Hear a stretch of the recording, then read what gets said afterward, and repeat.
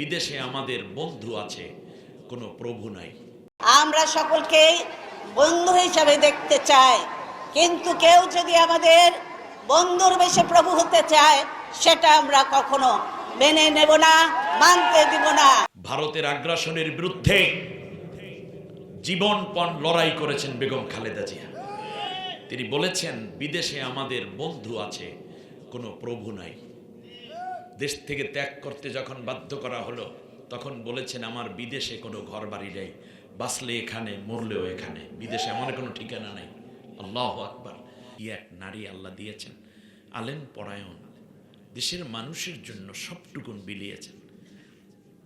যৌবন বয়সে স্বামীটা হারাইছে, মায়া লাগে, প্রচণ্ড মায়া লাগে। আমার কলিজার থেকে আজকে দোয়া করি, আমি মুসাফির মানুষ। নারীটা সাধারণ কেউ না, আল্লাহর জন্য বাংলাদেশের একটা নেয়ামত। সমস্ত ইসলামিক দলগুলোকে এক করে ফেলেছেন এই নারী, এবং তার কথাগুলো আমার এখনো কানে বাজে। ইসলামের বিরুদ্ধে তার কোনো বক্তব্য নেই। আমার মনে হয় ওই লেডি হিটলার শেখ হাসিনার বিরুদ্ধে আল্লাহ তাআলা এই নারীকে বানাই রাখছে, ওই করবে ইসলামের বিরোধিতা আর তুমি করবে ইসলামের পক্ষের কাজ। আল্লাহু আকবার। আমরা ভালো মন্দটা বুঝতেই পারতাম না। সবচেয়ে বড় ক্ষতি কি জানেন? সবচেয়ে বড় ক্ষতি যেটা হয়েছে সেইটা বইলা যায়, রেকর্ড হচ্ছে কথা।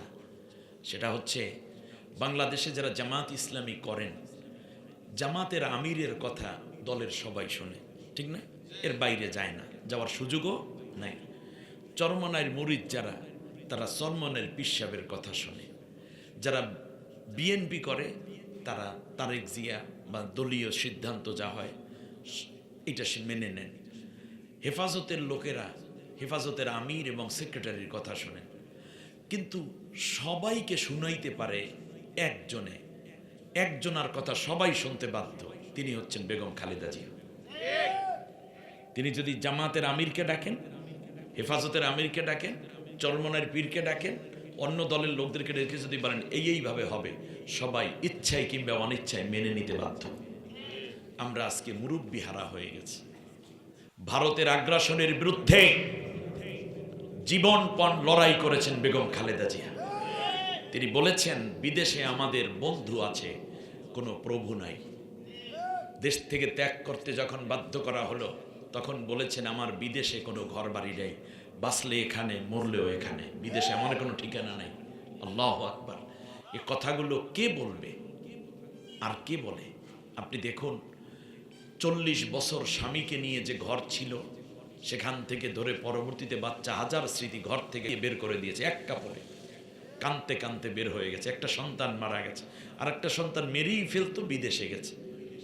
আজকে সব কিছুই হলো, কিন্তু বেগম খালেদা জিয়া নাই। শুনুন, যখন হারিয়ে যায় তখন বোঝা যায় যে আমরা কি হারিয়েছি। আল্লামা সাইদি যতদিন ছিলেন ততদিন বুঝতে পারিনি, যেদিন চলে গেছে দেখতেছি আগামী 100 বছরে একজন সাইদি তো আর দাঁড়াচ্ছে না। শুধু তাই না, আপনারা আশ্চর্য হবেন, এই নারীর বৈশিষ্ট্য চরিত্র আমরা দেখেছি নিকট থেকে। শুধু তাই না, আরও তার বেশ কিছু বৈশিষ্ট্যের মধ্যে আছে। আপনি দেখেন, আপোষ করেন নাই তিনি, অন্যায়ের সাথে কখনো আপোষ করেন। এই জন্য তিনি আপোষহীন নেত্রী। কষ্ট করেছেন কিন্তু দেশ ছেড়ে চলে যান নাই। আজকে কে বলবে তার পক্ষে কথা?